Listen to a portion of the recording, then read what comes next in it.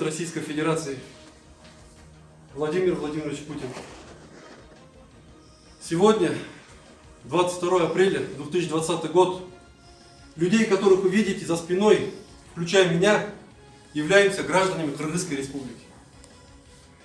С 22 марта по сегодняшний день, 22 апреля, мы находимся в очень тяжелом состоянии. Мы были в Шереметьево 4, 5, 6 апреля. Нас оттуда прогнали с этого Шереметьево.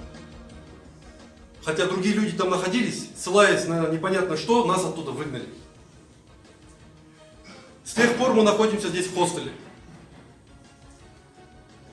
Мы просим одно единственное, ответьте на наш вопрос, пожалуйста. Мы купили билеты за свой счет.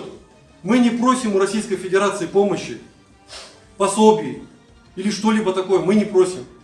Все наши граждане Кыргызской Республики купили билеты. Все купили билеты за свой счет. И мы просим одно, чтобы вы предоставили коридор, открыли и отправили нас на родину. Мы не понимаем, по какой причине. В Кыргызской Республике нам отвечают, что Российская Федерация закрыла воздушное пространство. В России отвечают, что Кыргызская Республика закрыла воздушное пространство. Мы хотим конкретно знать, в чем причина. И мы все-таки надеемся, Владимир Владимирович, что вы ответите на нашу просьбу и поможете нам.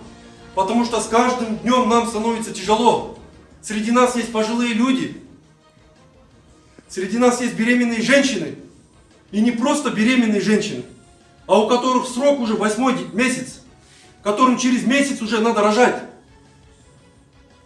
Пожалуйста, Владимир Владимирович, мы очень сильно устали. У нас уже не хватает дальше терпения. Мы понимаем это все, всю ситуацию, но мы просим просто помощи. Большое вам спасибо.